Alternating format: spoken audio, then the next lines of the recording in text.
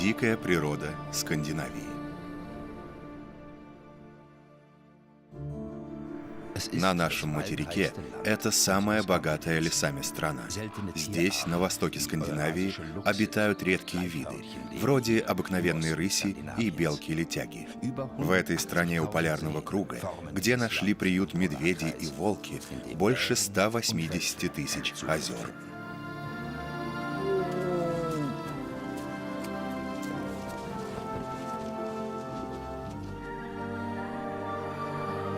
Финляндия.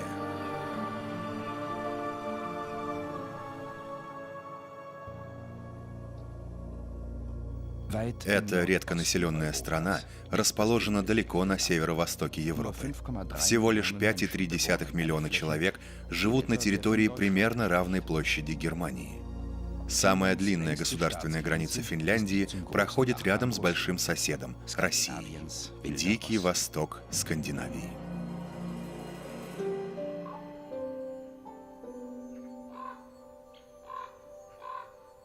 Середина марта.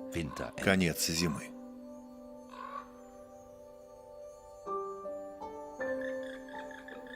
Ландшафты Кайнуу на северо-востоке Финляндии все еще полностью во власти Деда Мороза.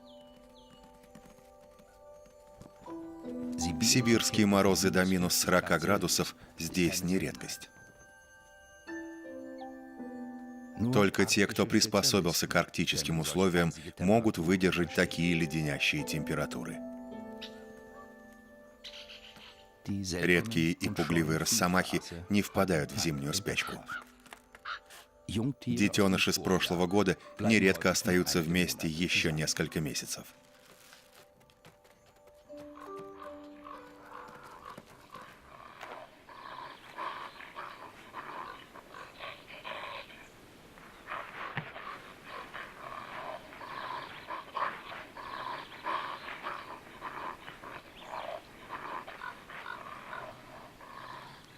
Их будущие территории могут достигать более 1500 квадратных километров.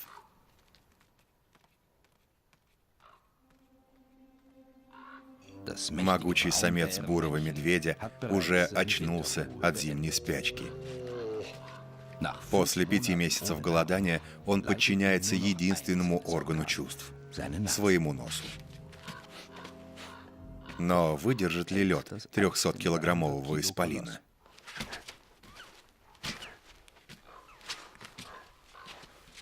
Тест на прочность пройден. Небольшой риск есть, но голод куда сильнее. На замерзшем пруду лежит околевший лось. Но и у других пробуждается желание завладеть им. Росомахи — серьезные соперники, если речь идет о еде. Значит, следует быстро утащить лося со льда.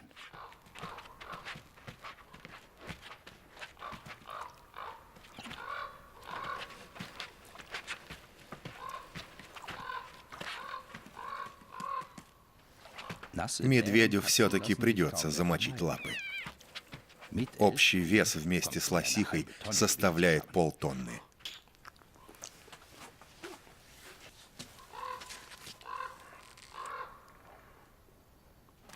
Медвежьи куницы, как еще называют росомах, удивительно бесстрашны. Они уже отвоевали не одну тушу.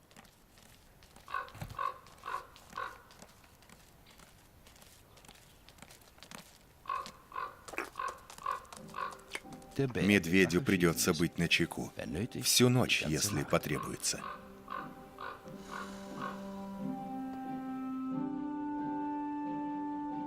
86% территории Финляндии покрыто лесами, но из-за интенсивного лесоводства преобладают молодые деревья и монокультуры. Сохранилось лишь 3% прежних первобытных лесов, богатых видами, в основном на границе с Россией.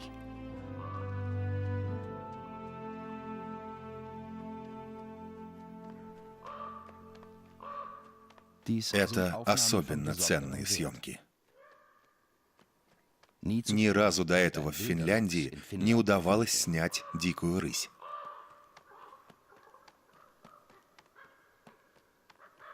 Поведение молодого зверя типично для кошки. Его интересуют птицы, и он очень не любит воду.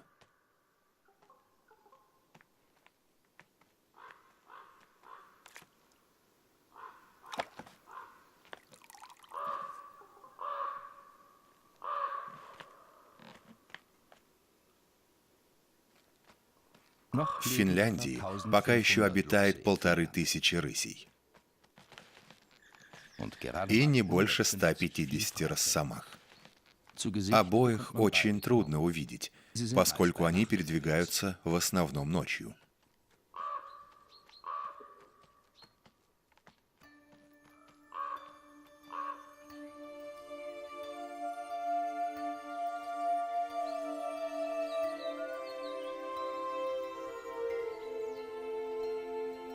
Северное сияние. Заметнее всего оно становится на небе Дальнего Севера осенью, а также к концу зимы.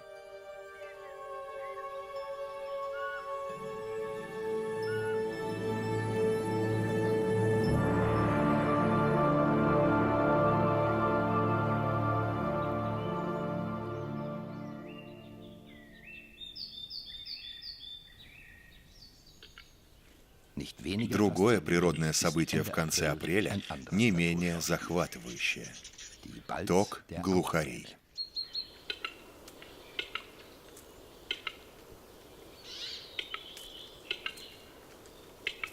Самцы встречаются для ежегодных боев на определенных местах, которыми пользуются уже много поколений. Постепенно собираются и невзрачные самки, чтобы следить за состязаниями в силе.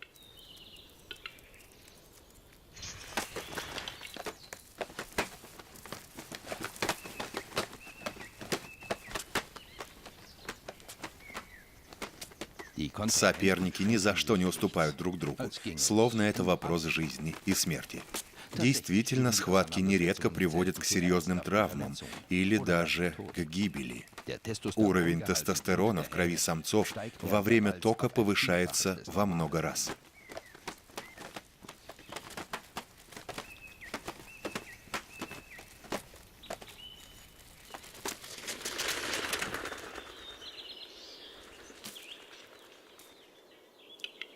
Победитель получает приз – благосклонность самок и право передать свои гены следующему поколению глухарей. Проигравшему остается лишь чистить перья. И, может быть, попытаться еще раз на следующее утро.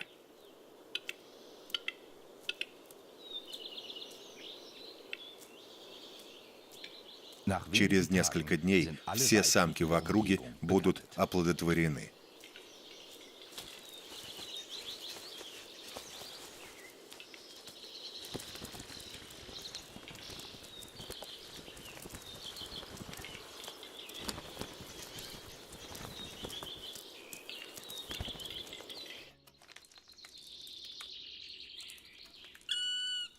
Желны – типичные обитатели финских лесов.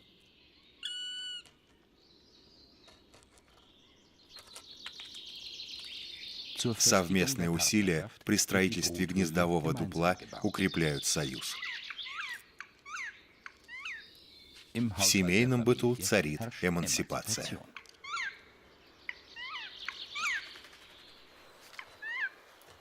В то время как самцу приходится избавляться от стружек, самка занимается плотницкими работами.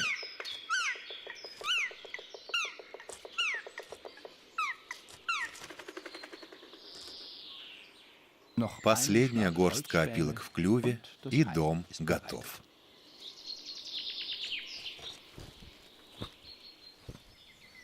В некоторых дуплах дятлов поселились редкие постояльцы – летяги. Снаружи дупла она первым делом облегчается.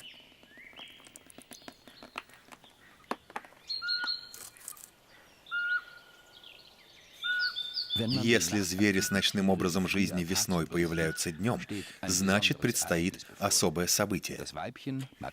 Самка метит свое дерево, дабы обратить внимание самцов на то, что она готова к спариванию. Для этого она разжевывает свой помет и размазывает кашицу по веткам. Подобное поведение удалось снять впервые.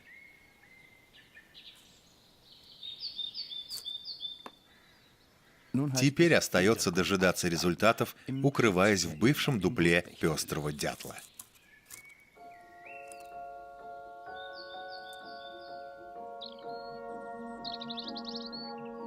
Уже через 10 минут, свободно планируя, появляются первые самцы. Летательная перепонка натянута на серповидный хрящ, а для управления служат ноги и хвост. Соперники тут же активизируются, гоняют и кусают друг друга, выманивая самку. Когда же покажется избранница?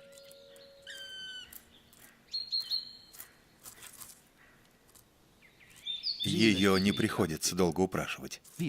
Снова начинается дикая охота, в конце которой лишь один самец станет победителем.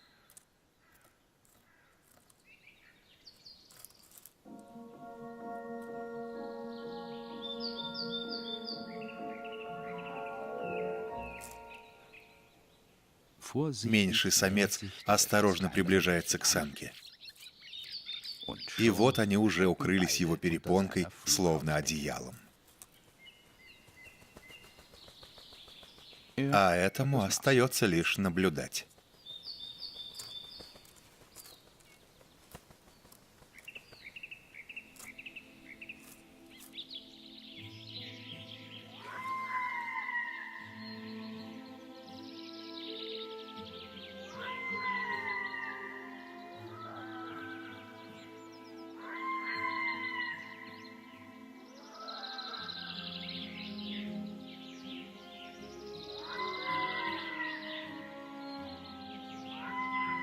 В национальном парке Риповеси идет ток краснозобых гагар.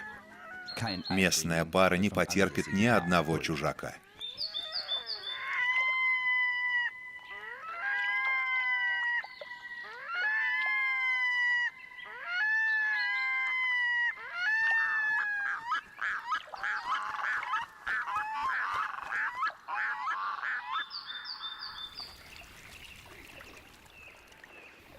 Оба сразу же пытаются произвести впечатление на чужого самца.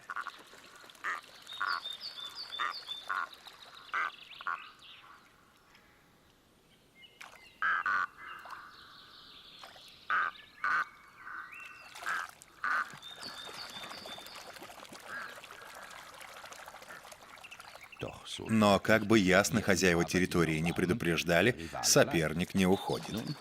Теперь ему будет неуютно.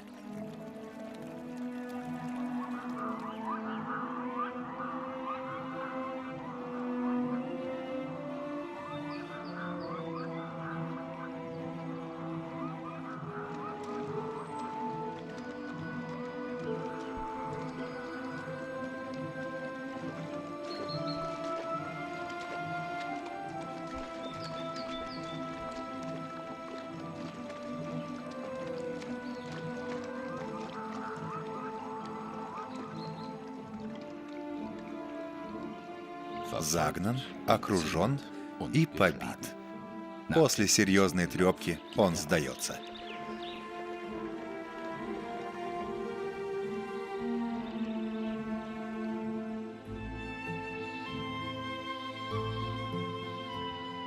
Финляндия похожа на мозаику из воды и леса, реки, болота и озера в обрамлении бескрайней тайги.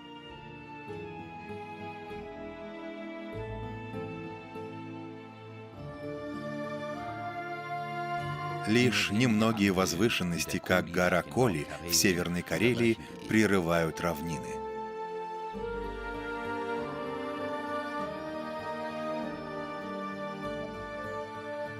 И вновь у дерева с бывшим дуплом дятла разворачивается необыкновенное событие.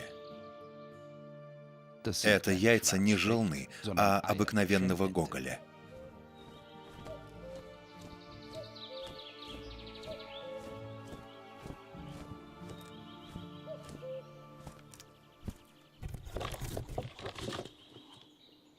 Утка откладывает в гнездо на дереве в среднем от 8 до 11 яиц. Затем следует 30 дней насиживания, пока не вылупятся птенцы.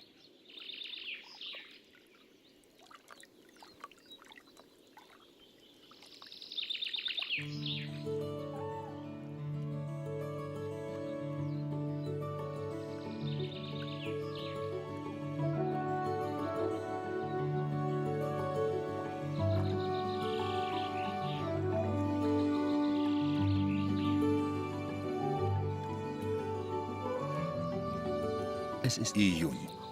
Бурая медведица ведет своих малышей через болото.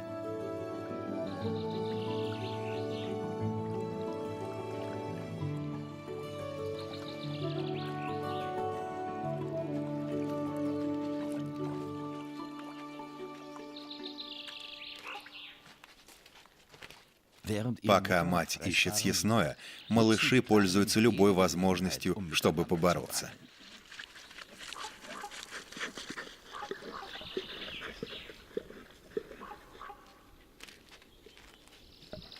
Под ее присмотром можно немного позадаваться и на чужой территории.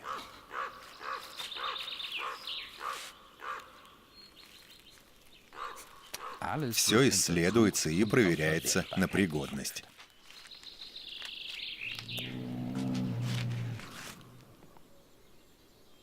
Однако этот звук не обещает ничего хорошего.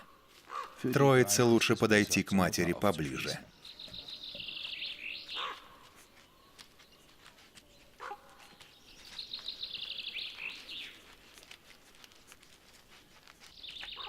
Медведи в первую очередь питаются растениями.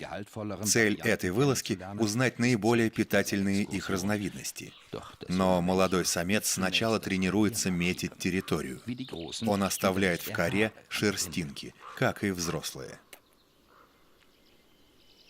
В учебную программу вошли почки, грибы и клубни. Но сейчас им угрожает очень большая опасность. Медведь-самец.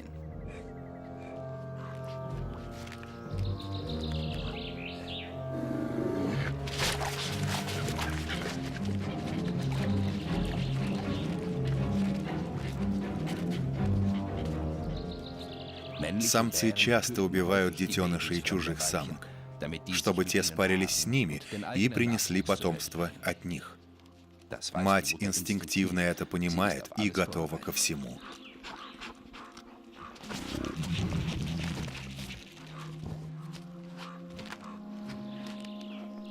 У малышей двойная защита, опытная мать и ствол дерева, чтобы убежать. Самец ведет себя осторожно. Последняя проверка окончательно убеждает ее.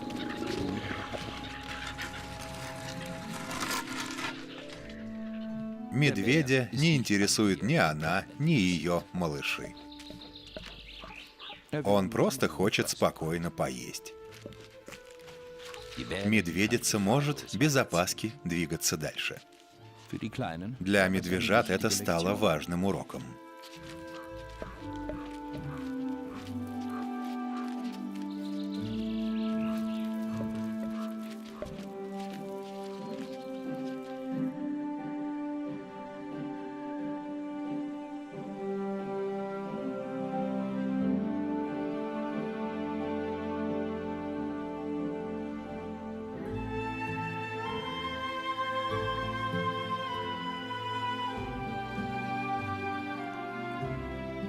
Дикие лесные северные олени, особенные обитатели Финляндии, как и летяги. Лесные северные олени обитают только в двух областях страны – на западе и на северо-востоке на границе с Россией. Олененок примерно неделю от роду потерял мать из виду. Сородичи реагируют довольно резко. Жалобные крики могут привлечь врагов.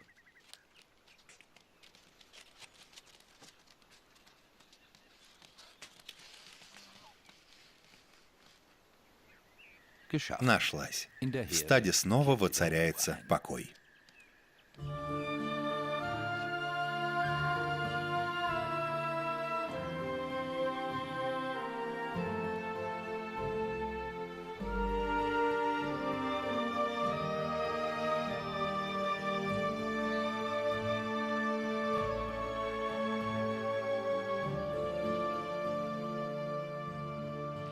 Тем временем птенцы Гоголя уже вылупились в безопасном гнезде на дереве. Во всяком случае, почти.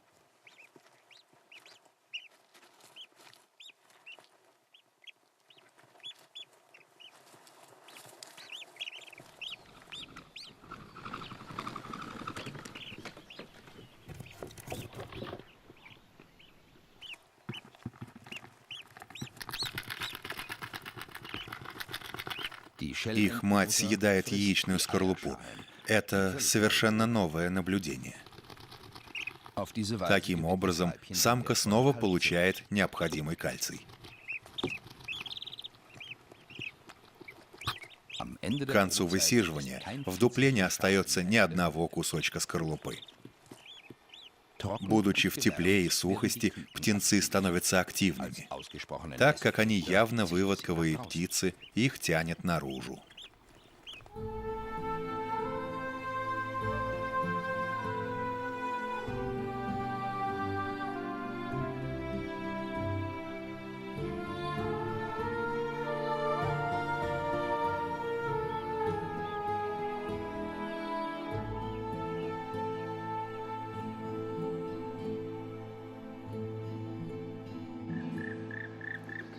У дупла желны царит суета.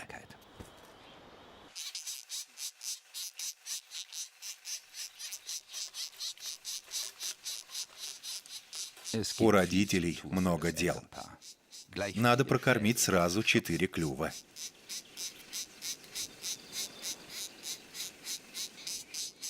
Самец, узнаваемый по сплошной красной шапочке, кормит их яйцами муравьев, излюбленной пищей желн.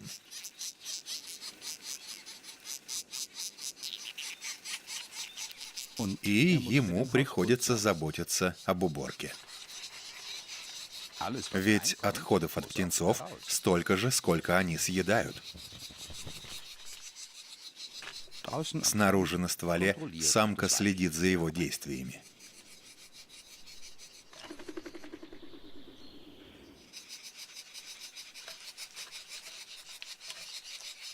Если все сделано на совесть, у паразитов не останется шансов.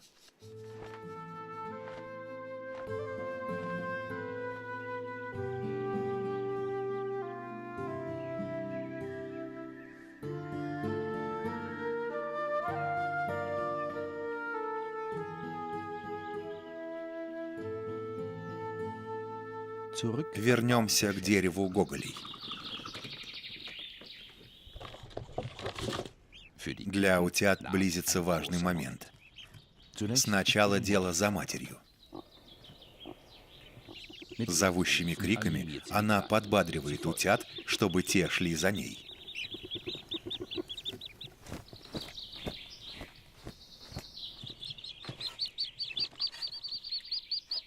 Но как же это сделать? Они еще не могут летать. Сзади немного неделикатно подталкивают.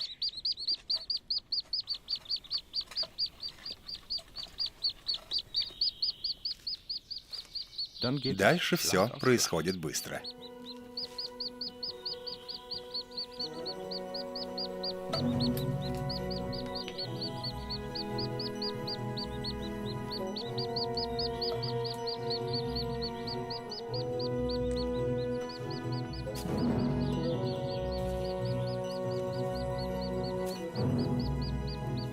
Первая проверка на храбрость в их жизни.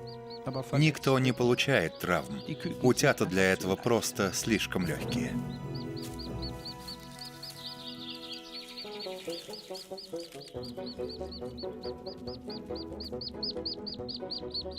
Только последний малыш никак не решится.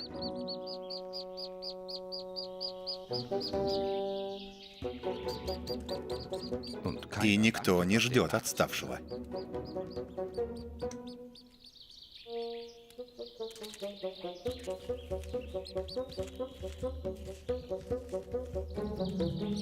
Другие птенцы уже почти на месте.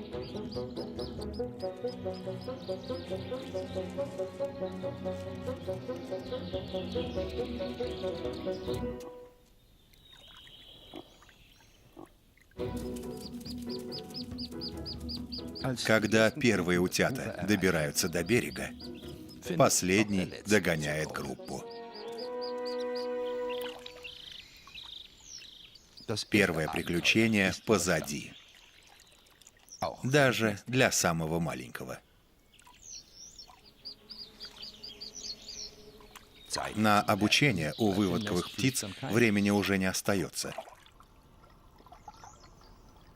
Плавать, нырять, искать пищу — все это у них в крови.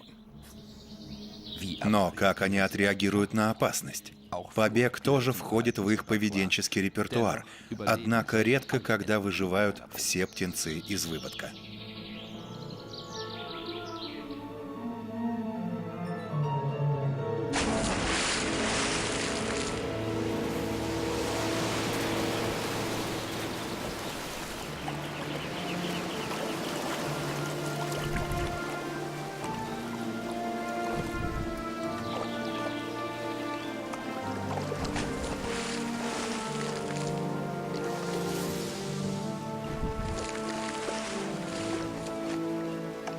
Добыча скопы — рыба. Ни на что другое она и не нацеливалась.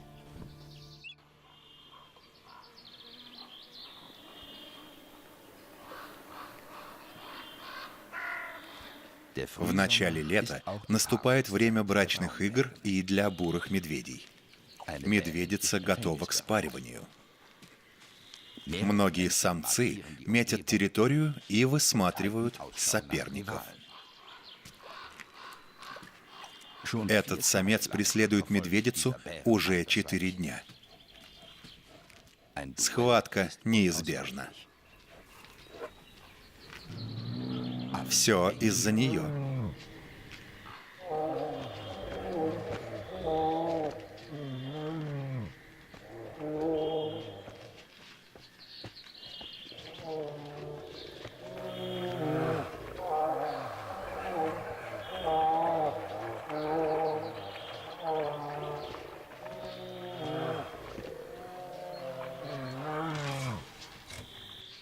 Борьба идет в полсилы.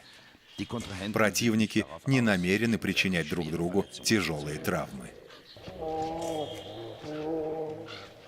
Может быть, все дело в том, что они знакомы или даже родственники.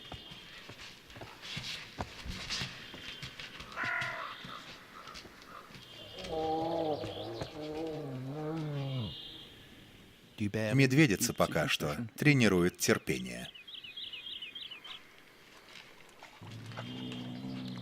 Выявился победитель. Это медведь, с которым пара повстречалась на озере. Теперь уже новый медведь спешит за самкой. Медведицы всегда пытаются спариться с разными самцами. На это есть одна простая причина. После спаривания многие самцы могут оказаться вероятными отцами медвежат, а потенциальные отцы не причинят вреда своим предполагаемым детям. И все же самки держат своих малышей возрастом от года до 3 в этот момент подальше, из соображений безопасности, несмотря на то, что самцы обычно убивают только чужих медвежат. Самец даже не вспоминает о детях, оставшихся по другую сторону озера. Тактика медведицы сработала.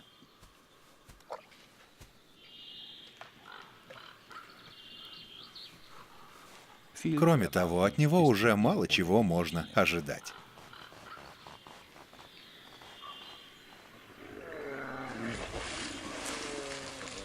Пока он совсем не свалился, она от него уходит. Это усилие основательно сказалось на его лапах. Сейчас он хочет лишь одного.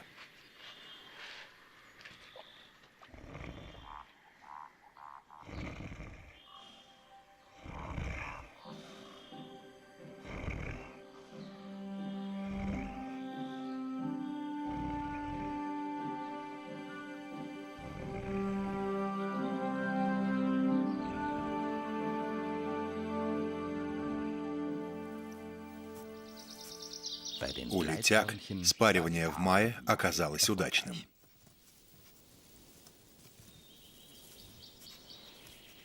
Самке приходится кормить лишь одного детеныша, хотя обычно в выводке от 2 до 4. Малыш уже следует за матерью в крону деревьев. Она с аппетитом жует осиновый лист, пока детеныш занят на уроке лазанья.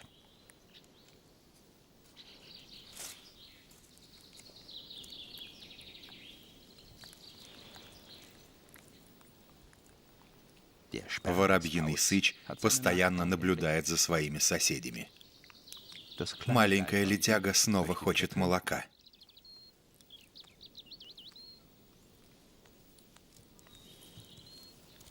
В период вскармливания самки ради еды выходят из дупла и в полуденное время, чтобы у них было достаточно молока. Пока малыш держится рядом с матерью, опасность ему не грозит. На взрослых летяг воробьиный сыч нападать не решается, а вот на малыша вполне.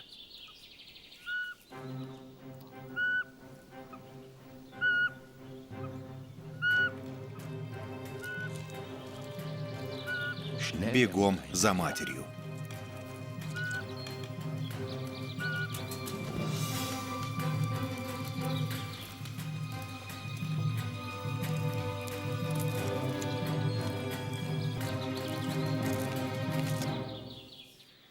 В Финляндии лето в самом разгаре. Над болотистыми областями на границе с Россией стоит гнетущая жара. Молодых медведей словно магнитом тянет к бассейну в болоте. Их мать тоже к ним присоединяется. Похоже, он нашел что-то интересное. Листья кувшинок. Особенно стебли. Настоящее лакомство. Двое других тоже знают это.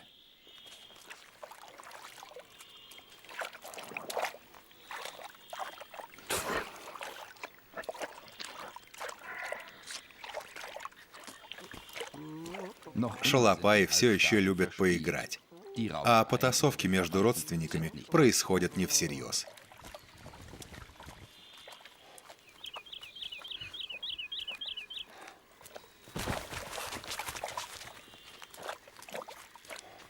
Трое медведей и в будущем будут относиться друг к другу скорее дружелюбно из-за родственных связей.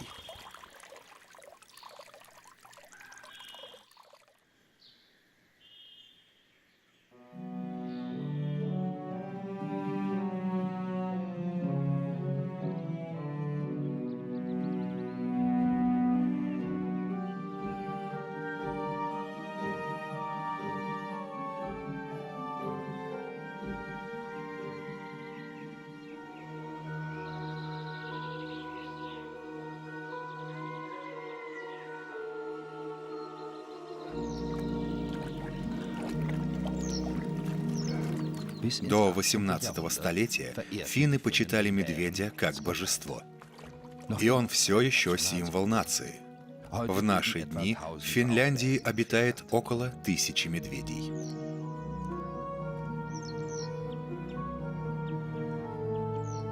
А где есть медведи, могут обитать и волки. Однако в Финляндии им приходится нелегко. На них ведется нелегальная охота, их травят ядом, поэтому осталось всего лишь около 150 особей. Наблюдать в дикой природе Финляндии волчье семейство, родителей с почти выросшими детенышами с прошлого года – редчайшая удача.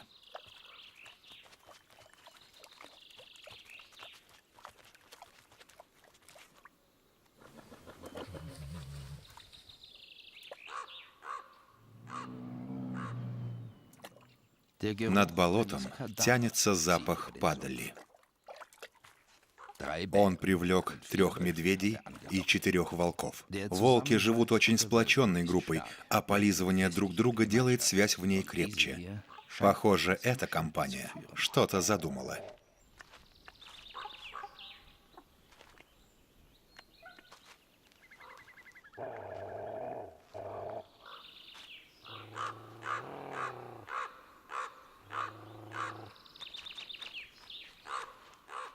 В конце концов, глава семейства начинает движение. Его сын следует за ним.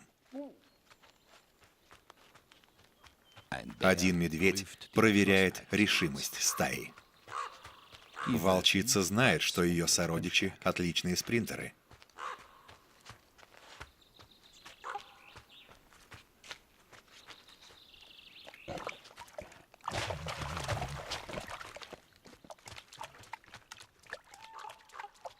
Падаль должна перейти теперь к новому хозяину. А он очень хочет помешать этому. Но что-то отвлекло волчицу.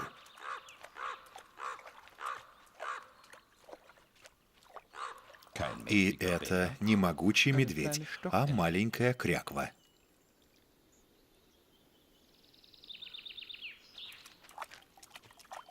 Волк в охоте за птицей?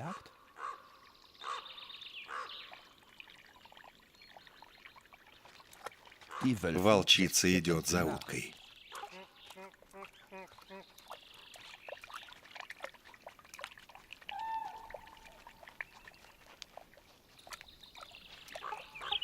Ее сын преследует ту же цель, но на пути оказывается медведь.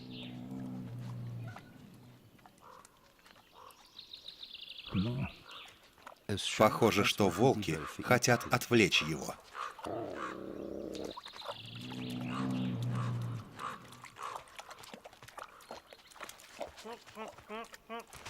Молодой волк вцепился в птицу зубами. Своей первой цели они уже достигли.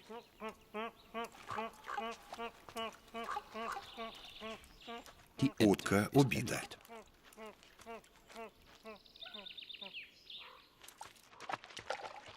Медведям не нравится волчья суета, и они пытаются утащить тушу.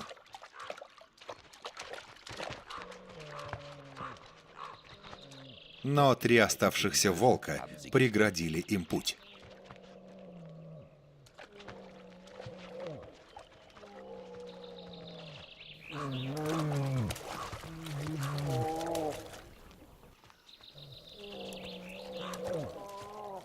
Волчица воспользовалась ситуацией и сбежала с львиной частью добычи.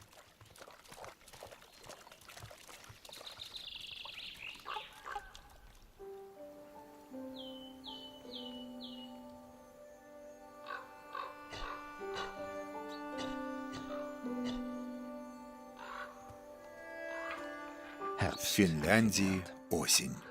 Гон диких лесных северных оленей.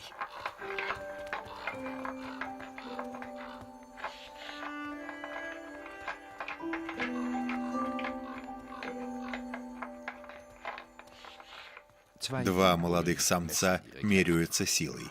Взрослый самец настороженно следит за происходящим. Через год-два они могут и его вызвать на дуэль.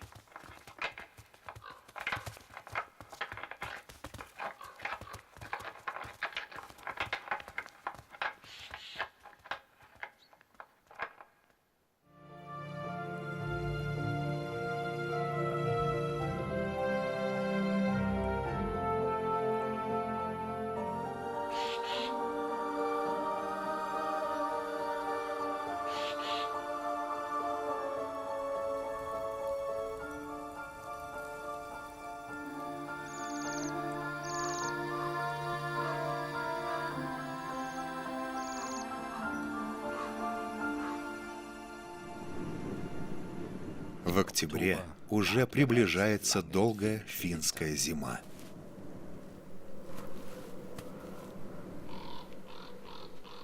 Внезапная перемена погоды застала медведя врасплох. Сейчас, перед зимней спячкой, волчья добыча для него как раз кстати. Ему необходим каждый кусочек еды.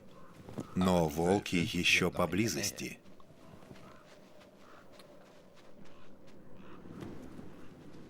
Да и вороны тоже серьезные соперники, когда речь заходит о еде. Медведь обеспокоен, и не зря. На опушке леса ждет целая волчья стая. Медведь уже согласен и на часть добычи. Но, несмотря на это, волки устраивают дикую травлю.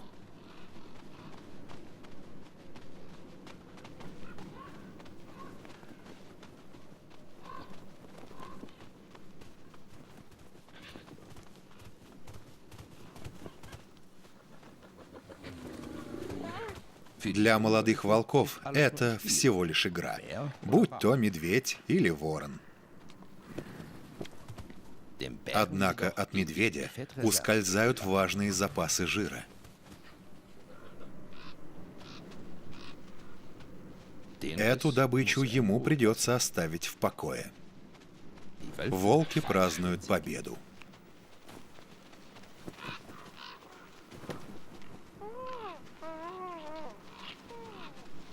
Молодые звери выказывают покорность отцу.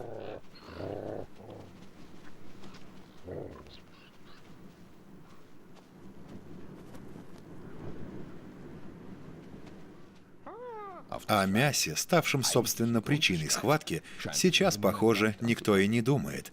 Это было делом принципа. Волки продемонстрировали медведю свою силу.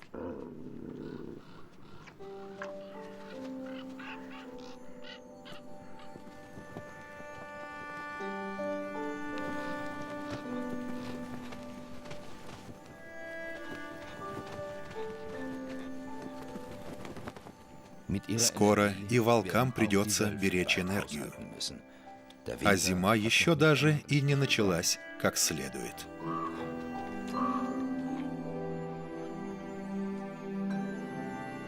Год подошел к концу.